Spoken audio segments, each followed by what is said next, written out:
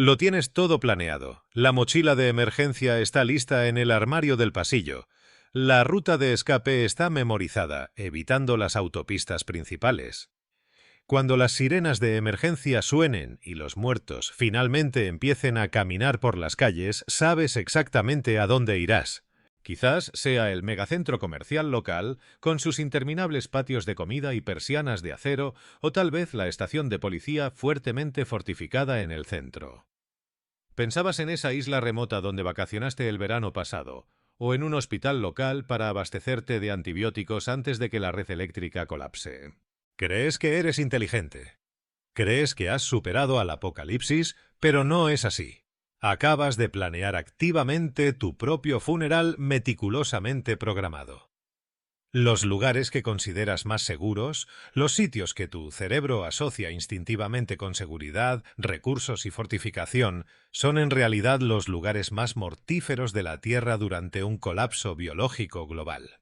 ¿Por qué? Debido a un defecto psicológico fatal llamado el efecto imán.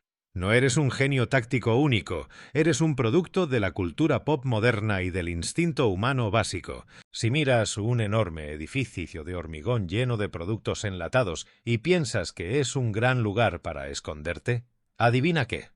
300.000 personas más, aterrorizadas, desesperadas y fuertemente armadas en tu ciudad, están pensando exactamente lo mismo en el mismo instante.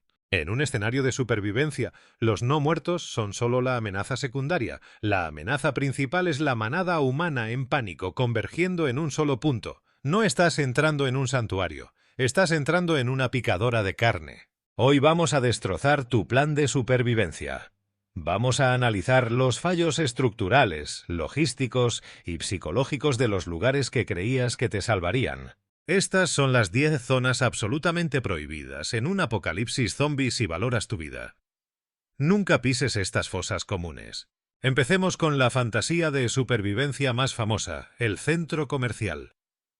Gracias a décadas de programación cinematográfica, el centro comercial se ha convertido en el santo grial de los refugios apocalípticos. Sobre el papel tiene sentido, ¿verdad?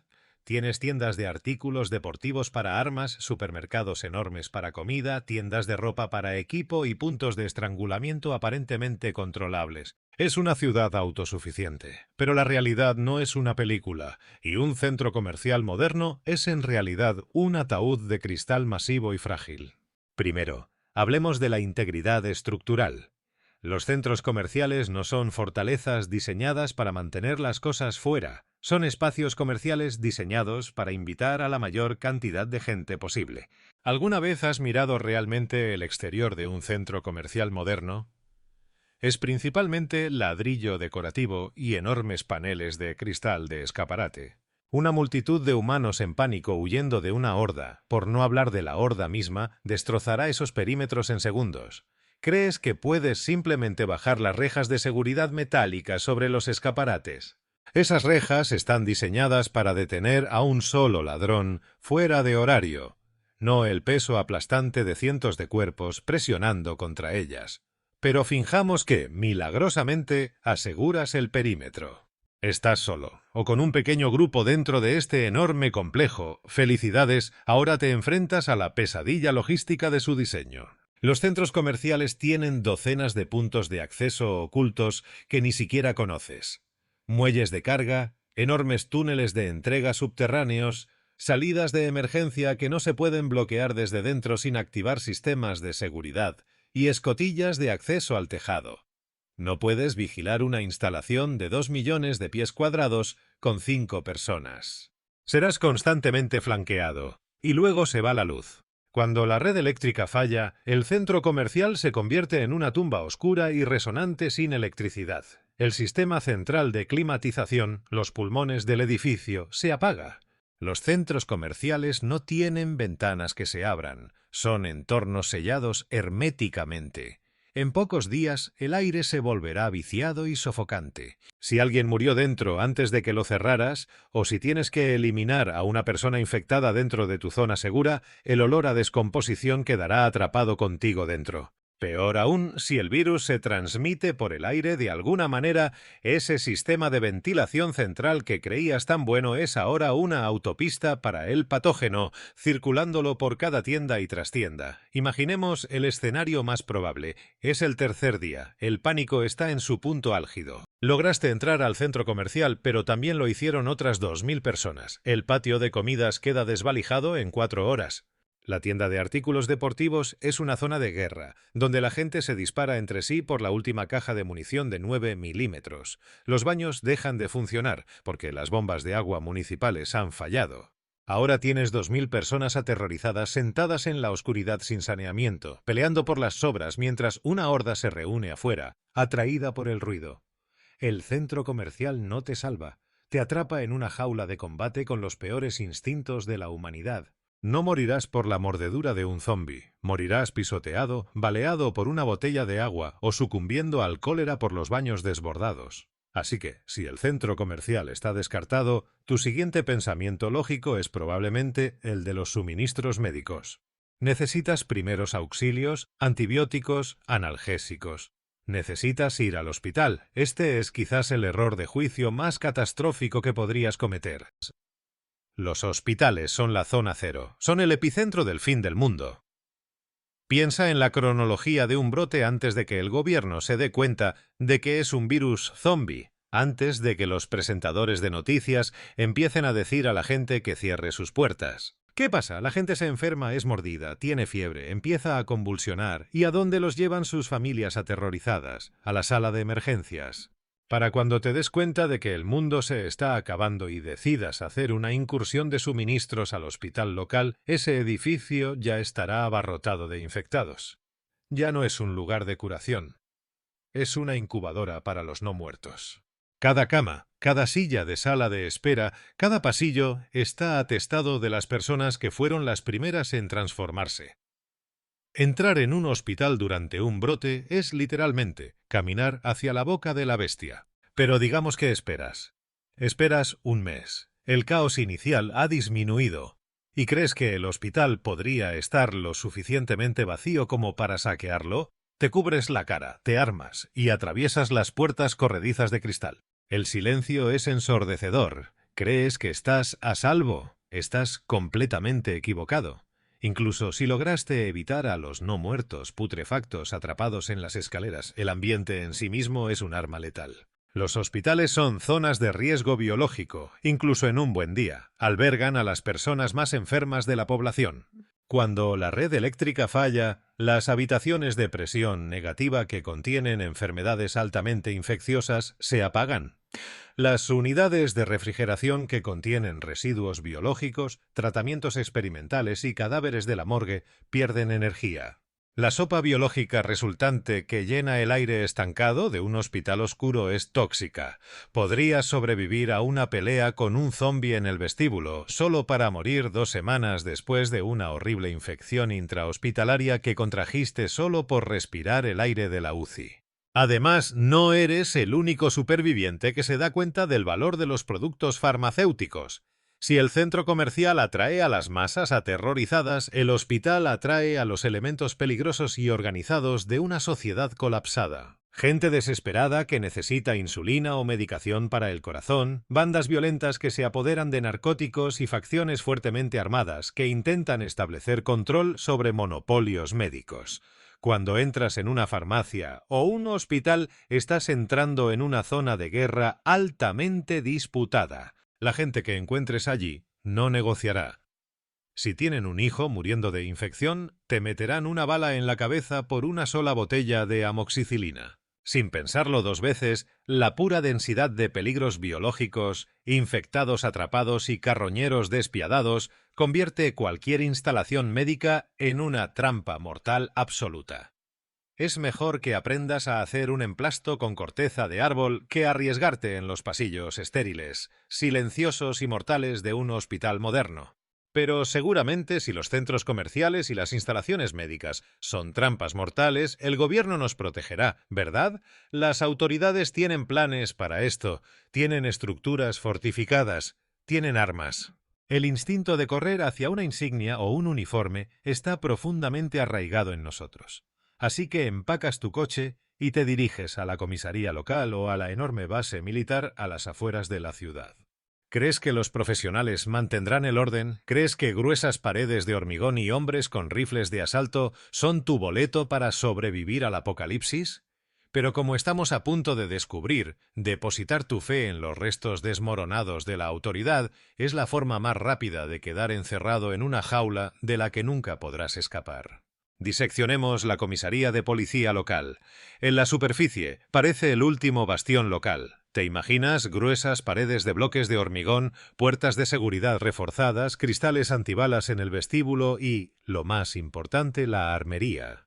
Quieres armas, quieres radios y quieres la seguridad percibida de hombres y mujeres entrenados para manejar el caos. Pero veamos para qué está diseñada realmente una comisaría de policía. No es un castillo medieval diseñado para resistir un asedio desde el exterior. Es un centro de procesamiento, diseñado para retener temporalmente a criminales en su interior. Primero, consideremos la cronología del brote inicial en las confusas primeras horas y días, antes de que alguien entienda que los muertos están resucitando.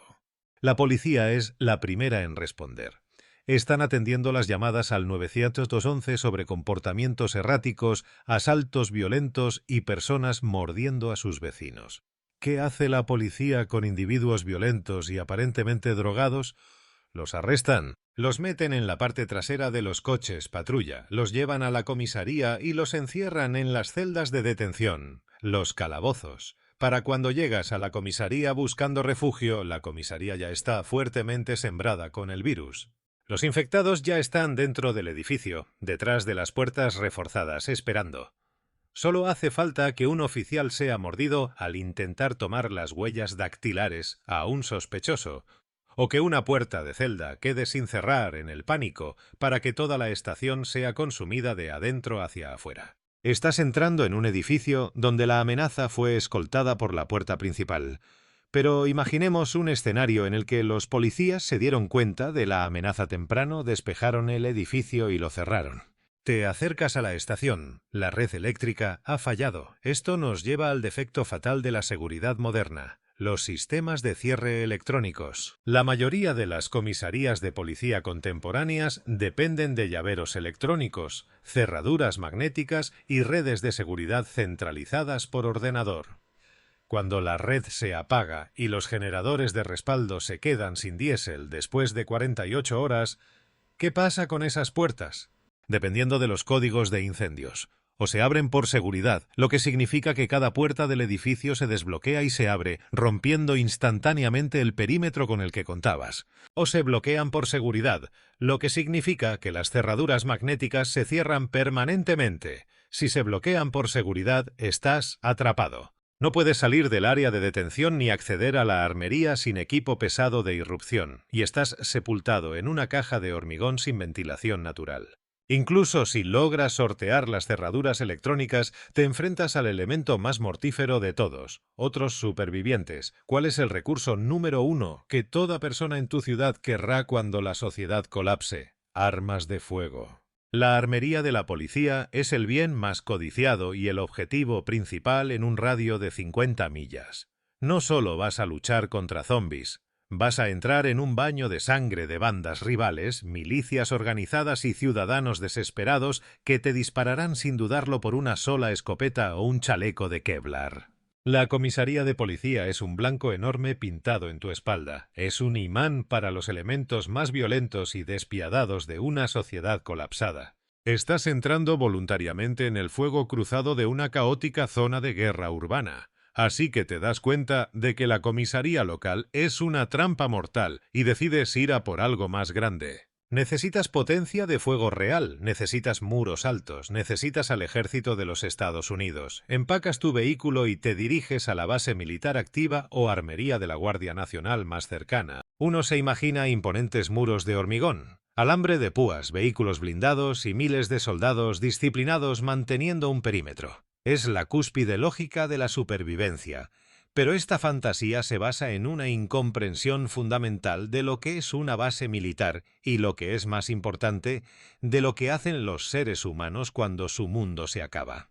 Una base militar no es una máquina, Es una comunidad de carne y hueso. Cuando las cadenas de noticias se apagan y las transmisiones de radio se convierten en estática, cuando los soldados que vigilan el perímetro ven ciudades enteras ardiendo en el horizonte, el costo psicológico es incalculable.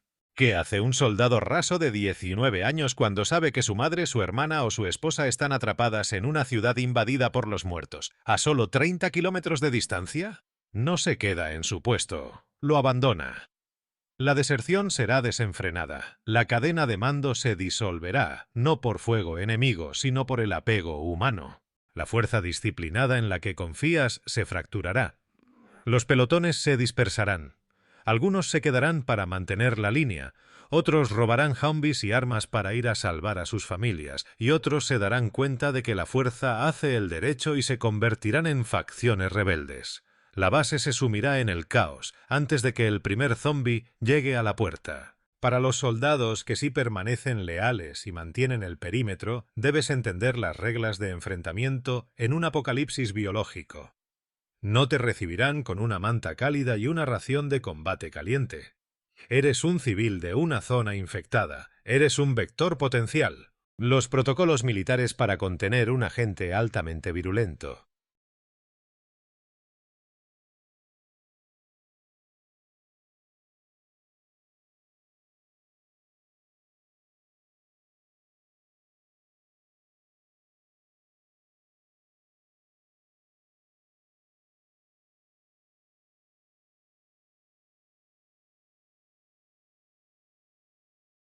Pero el verdadero horror del escenario de la base militar es el colapso interno. A pesar de toda la seguridad perimetral, las cámaras térmicas y los guardias armados, solo se necesita un soldado infectado que regresa de patrulla, un portador asintomático que mintió sobre un rasguño o una mordedura encubierta por un compañero de escuadrón aterrorizado que no quería ver a su amigo ejecutado.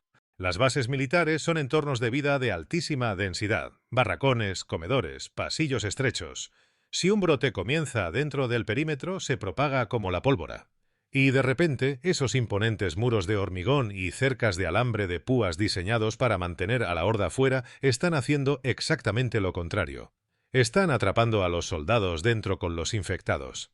Se convierte en una picadora de carne localizada. El armamento pesado, la artillería y el apoyo aéreo son completamente inútiles en el pánico caótico y de corto alcance de un brote en los barracones. La base cae de adentro hacia afuera y una vez que cae se convierte en el lugar más peligroso del planeta. Piensa en lo que deja una base militar. Ya no te enfrentas a civiles en camisetas arrastrándose hacia ti. Te enfrentas a soldados infectados con cascos de Kevlar, chalecos antibalas interceptores y equipo táctico. Te enfrentas a muertos vivientes que son funcionalmente a prueba de balas de armas pequeñas. Has entrado voluntariamente en la mayor concentración de monstruos blindados e imposibles de matar de la región, rodeado de municiones sin explotar y supervivientes renegados desesperados y fuertemente armados que buscan restos.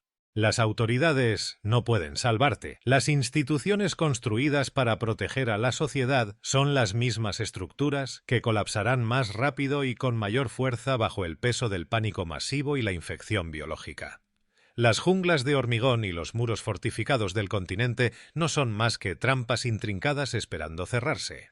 Así, los centros urbanos son cementerios. Los hospitales son incubadoras de riesgo biológico, y los militares y la policía son hostiles, están muertos o ambas cosas. El cerebro humano lógico toma esta información y procesa una nueva solución.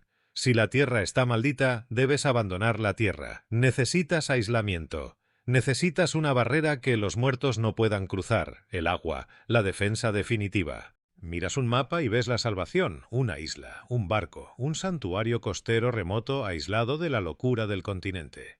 Suena a paraíso absoluto. Pero el aislamiento es un arma de doble filo, y el agua que crees que te protege es en realidad un asesino lento y silencioso, tramando acabar con tu vida de formas que los zombies ni siquiera consideraron. Hablemos de la paradoja de Alcatraz. Cuando te retiras a una pequeña isla, no solo mantienes a los muertos fuera, te encierras a ti mismo. Te has atrapado efectivamente en una jaula geográficamente menguante, con absolutamente ninguna vía de retirada. En tácticas militares básicas, una posición defensiva sin línea de retirada se considera una trampa mortal. Si una sola persona infectada llega a la orilla, si un barco de refugiados llega portando el virus, o si uno de tu propio grupo muere por causas naturales y se convierte a donde corres, no puedes retroceder hacia el bosque, no puedes conducir al siguiente pueblo. Estás acorralado contra el océano. La isla deja de ser un santuario y se convierte instantáneamente en una arena cerrada donde eres cazado sin ningún lugar donde esconderte. Además, las islas remotas son desiertos de recursos, a menos que te asientes en una masa de tierra masiva que ya tiene sus propios grandes centros de población y por lo tanto sus propias hordas de zombis.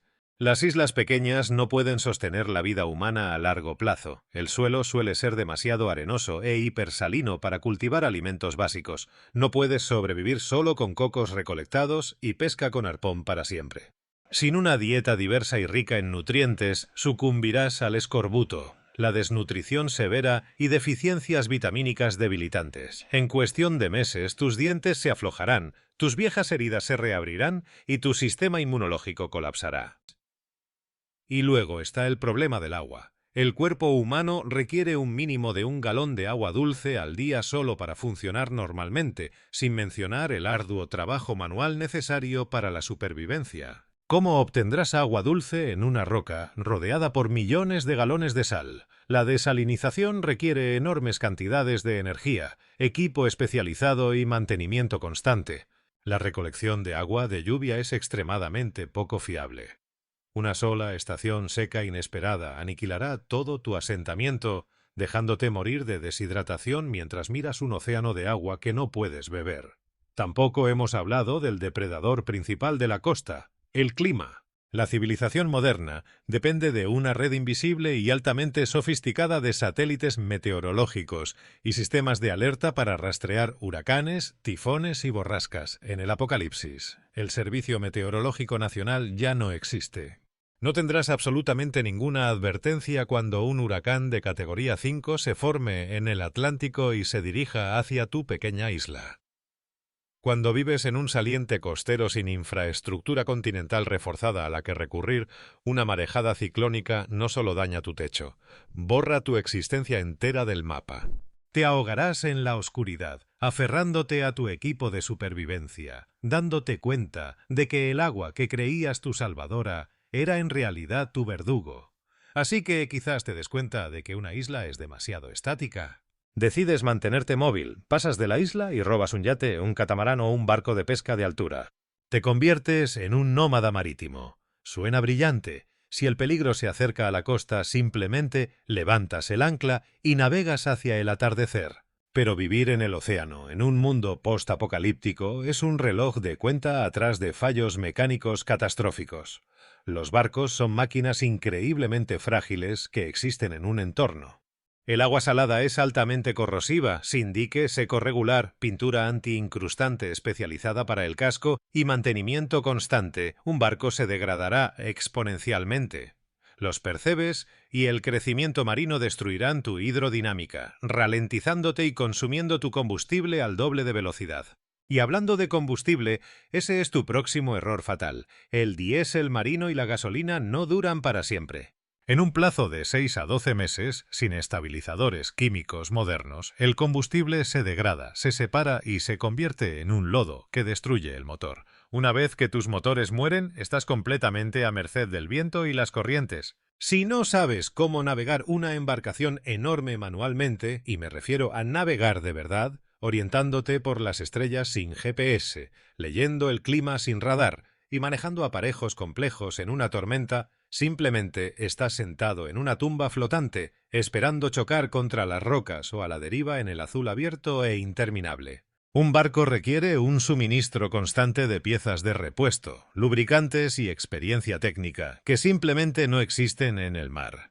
Cuando la bomba de achique se rompe y no tienes un reemplazo, tu fortaleza flotante de millones de dólares se llena lentamente de agua y se hunde, llevándote a las profundidades aplastantes. ¿Y qué pasa cuando hay una emergencia médica?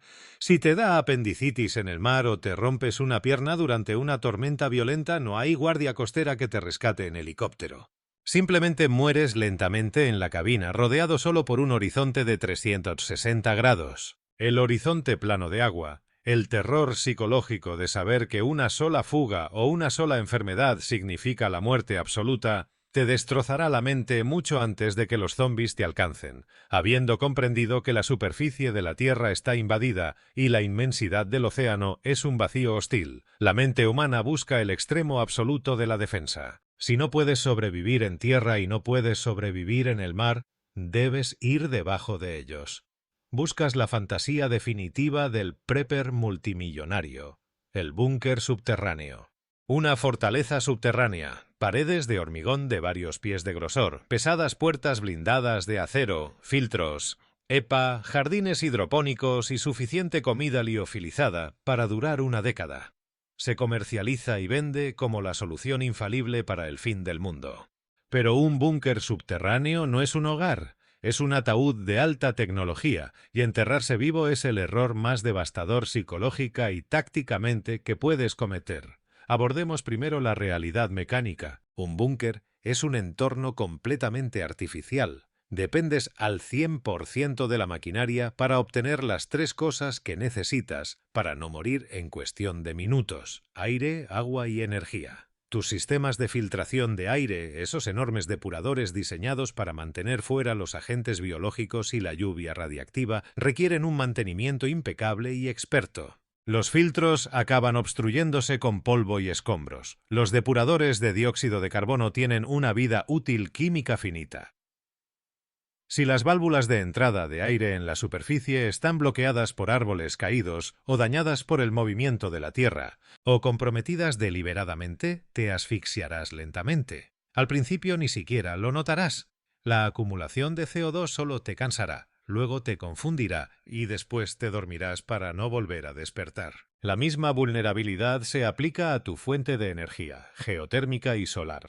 Los paneles de superficie están completamente expuestos. Los generadores diésel requieren ventilación de escape. Esto crea una enorme vulnerabilidad táctica. Un búnker subterráneo de 50 millones de dólares puede ser fácilmente vencido por un superviviente despiadado con una lata de gasolina de $5. Los carroñeros hostiles no necesitan volar tu puerta blindada para entrar. Solo necesitan localizar tu tubo de escape en la superficie, verter combustible por él y encender un fósforo.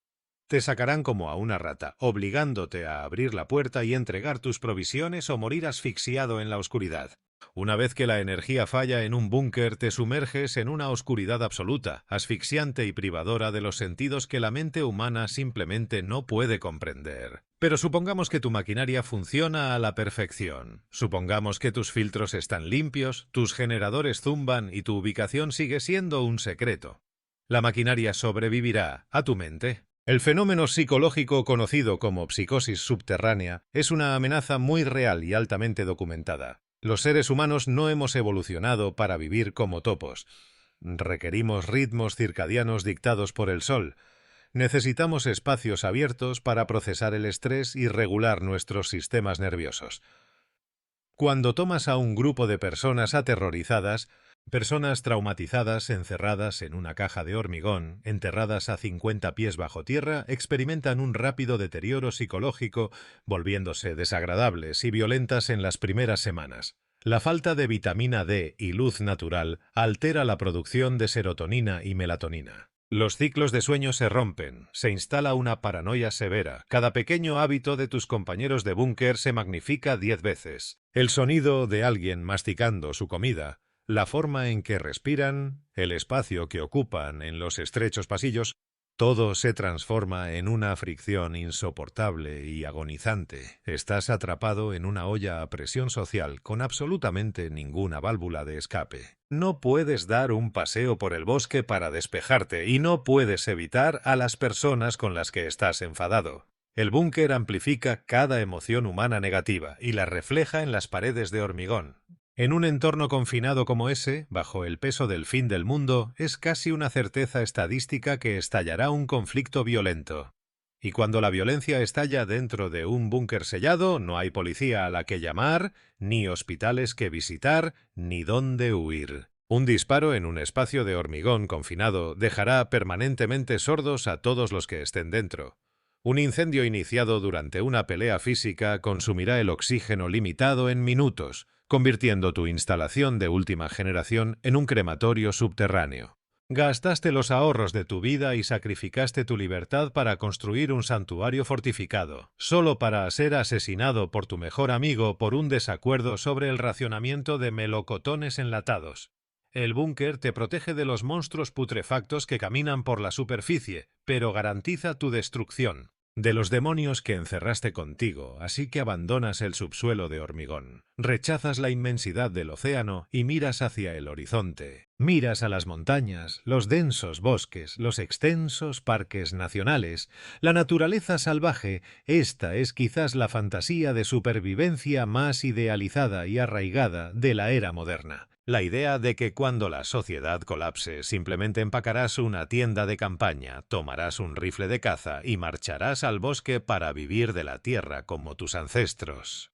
Imaginas aire fresco de montaña, una fogata crepitante y una vida tranquila y autosuficiente, completamente alejada de las trituradoras de carne metropolitanas infectadas. Es una imagen hermosa y pacífica, y es completamente, violentamente delirante. La naturaleza salvaje no es un santuario esperando abrazarte.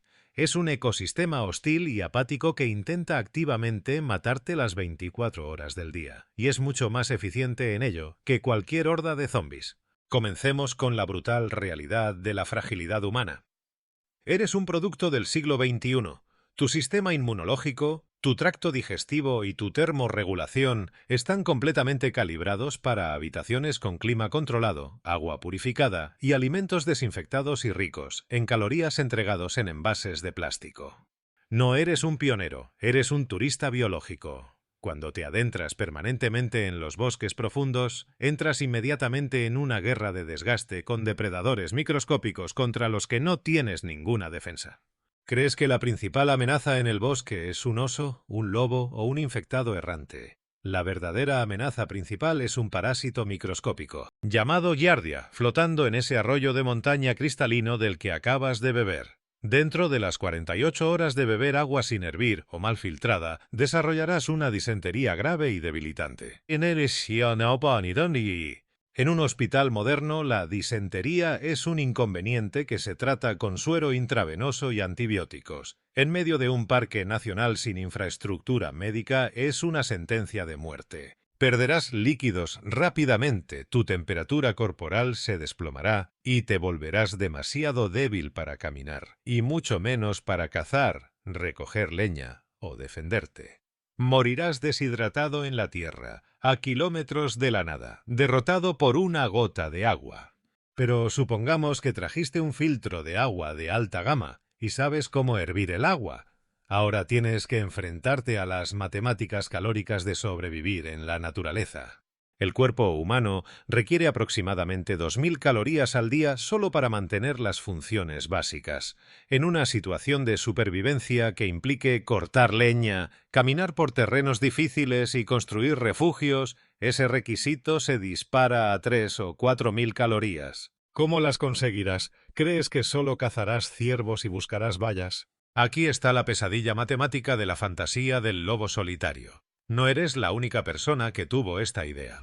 Cuando las ciudades caigan, millones de urbanitas aterrorizados inundarán el campo circundante y los parques nacionales. Los bosques no estarán vacíos, se convertirán en campamentos de refugiados masivos, insalubres y hambrientos. La fauna local, los ciervos, los conejos, las aves, serán cazados hasta la extinción absoluta en un radio de 80 kilómetros en cuestión de semanas por miles de personas desesperadas.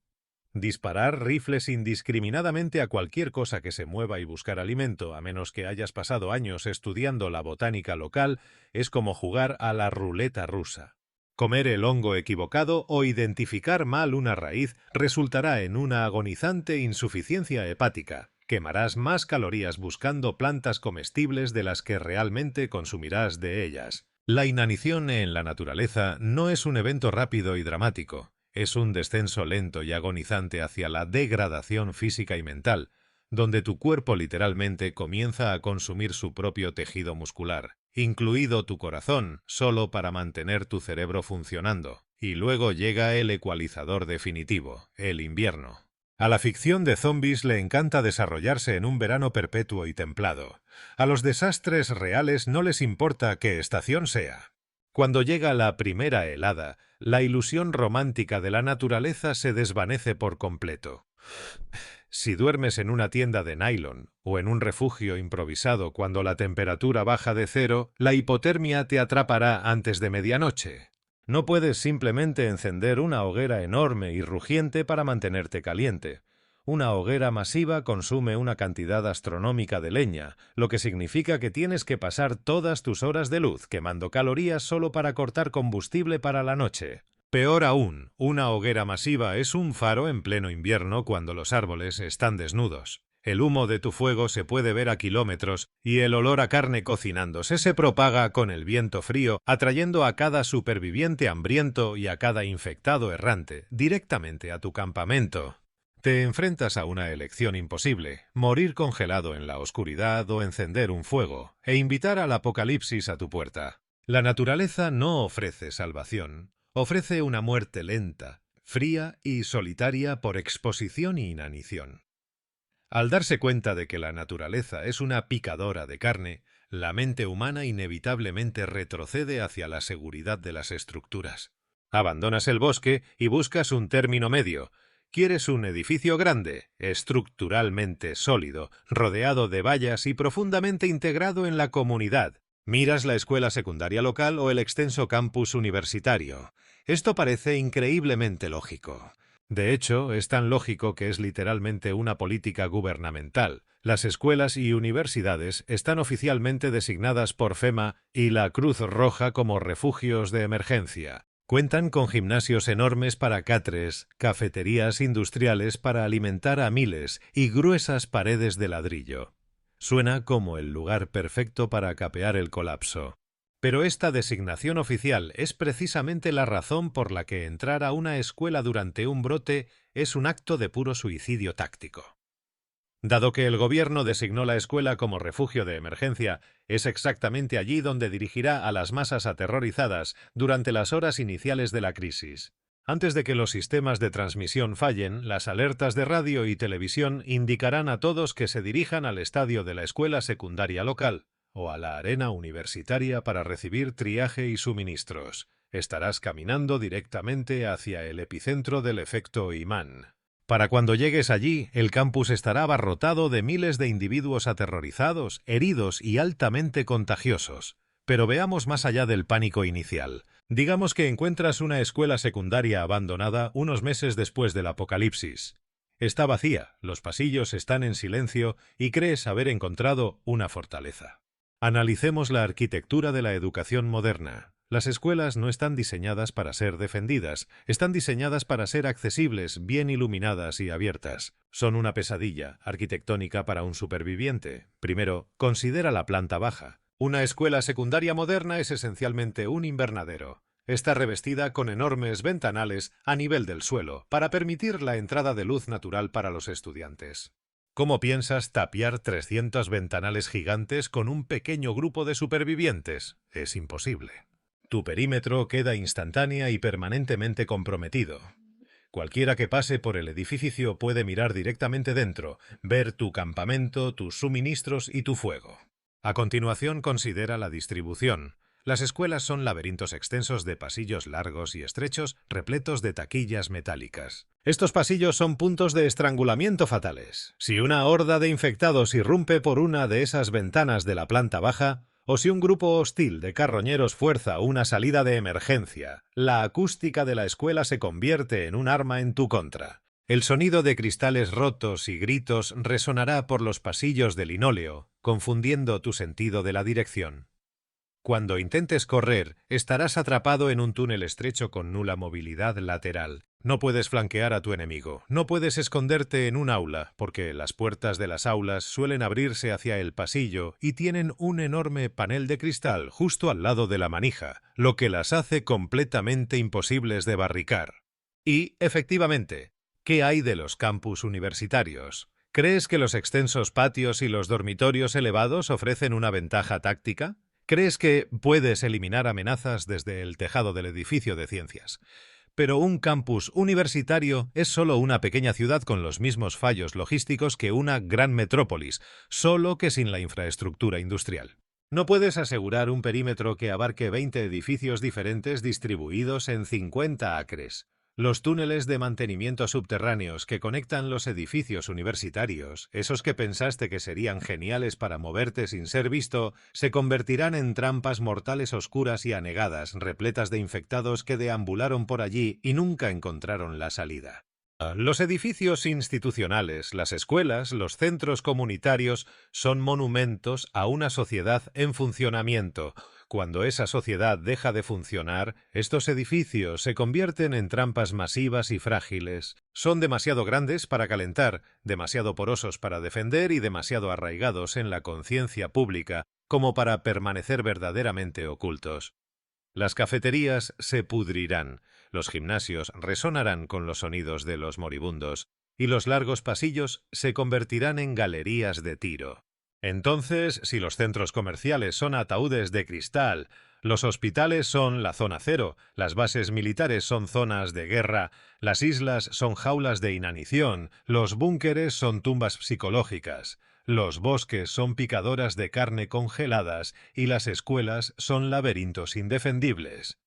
¿A dónde vas si cada instinto que tienes, cada película que has visto y cada deducción lógica te dirige a un lugar que finalmente te matará? ¿Cuál es la alternativa? ¿Hay algún lugar en esta tierra que realmente pueda mantenerte con vida cuando los muertos superan en número a los vivos 1000-1?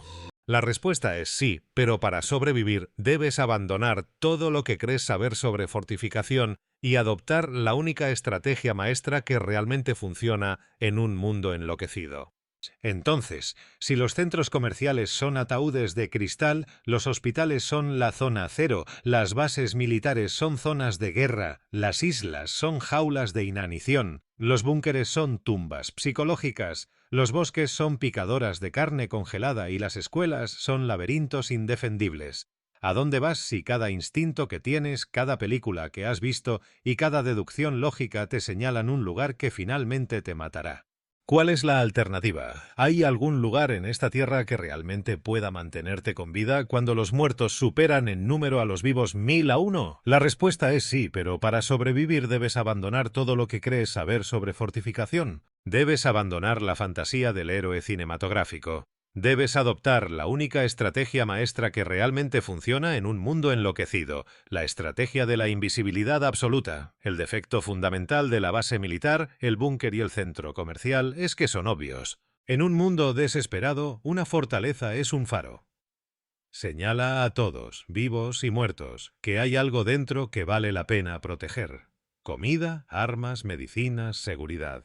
Si construyes un muro de 3 metros, una turba hambrienta construirá una escalera de 3,3 metros. Si tienes una puerta de acero pesada, una milicia desesperada traerá explosivos de grado militar. No puedes superar en armamento a una turba de miles de personas en pánico, y no puedes resistir a una horda de no muertos golpeando tus puertas las 24 horas del día. Tu defensa no puede depender de resistir la fuerza, debe depender de no ser objetivo de la fuerza en primer lugar. No necesitas un castillo, necesitas convertirte en un fantasma. Necesitas la estructura más insignificante, aburrida y completamente poco atractiva que exista. Necesitas una casa unifamiliar de tamaño mediano en una expansión suburbana densa y profundamente poco interesante. No la casa más grande de la cuadra, no la casa al final del callejón, sin salida con vallas altas. Quieres la casa justo en el medio de la calle, la que tiene la pintura descascarada y el césped crecido y absolutamente nada que llame la atención. Quieres una casa que parezca que ya ha sufrido un allanamiento violento. Esta es la teoría del hombre gris aplicada a la arquitectura apocalíptica. Pero, ¿cómo ejecutas esto? ¿Cómo vives en una casa sin que nadie sepa que estás allí? Primero diseñas la ilusión exterior. No tapias las ventanas desde afuera con contrachapado impecable que le dice a todo el mundo que alguien está defendiendo activamente la propiedad. En cambio, rompes tú mismo algunas ventanas delanteras. Dejas la puerta principal ligeramente entreabierta, pero la encadenas fuertemente desde el interior de una manera que sea invisible desde la calle. Esparces basura, cristales rotos y ropa rasgada en el porche delantero. Haces que la casa parezca que ya ha sufrido un allanamiento violento, un carroñero caminando por la calle. Mirará tu casa, asumirá que ha sido saqueada y seguirá caminando. Segundo, eliminas la luz, un apagón completo y total. El contrachapado no es suficiente. Necesitas cortinas opacas pesadas, seguidas de gruesas capas de papel de aluminio para reflejar el calor de tu cuerpo hacia adentro y bloquear la imagen térmica, seguidas de cartón grueso sellado herméticamente con cinta adhesiva negra sobre cada panel de vidrio desde el interior. Cuando el sol se ponga, tu casa debe parecer un agujero negro. Si una sola rendija de luz de vela se escapa de una persiana rota a las 2 de la mañana, será vista desde 1,5 kilómetros de distancia por alguien que no ha comido en una semana. La luz es el láser de un francotirador apuntando a tu pecho. Vives en la oscuridad, duermes en la oscuridad y te mueves por tu propia casa por memoria y tacto. Tercero, eliminas el olor y el sonido.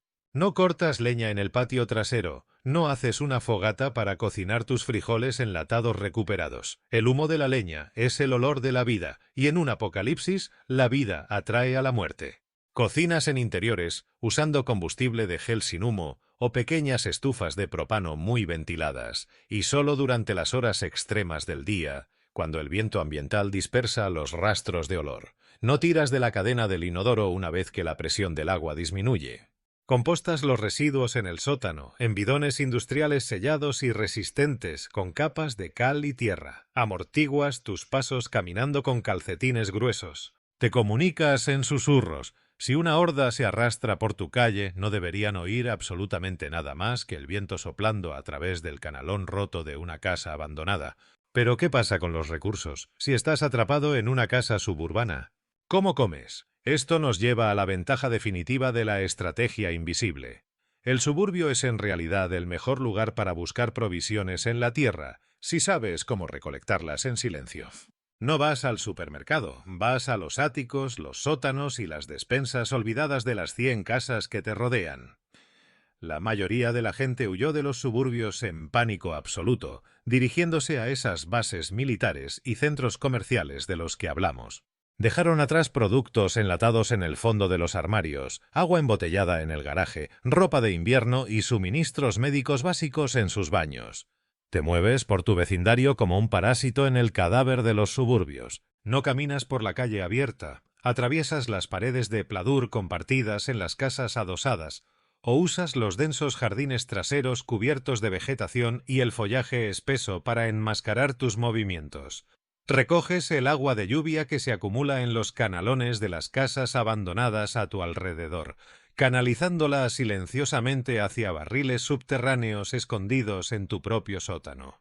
Tienes acceso a los recursos combinados de 100 familias, y como eres invisible, nadie compite contigo por ellos. Esta estrategia no es glamurosa, no servirá para una película de acción taquillera. Es agonizantemente, adormecedoramente aburrido.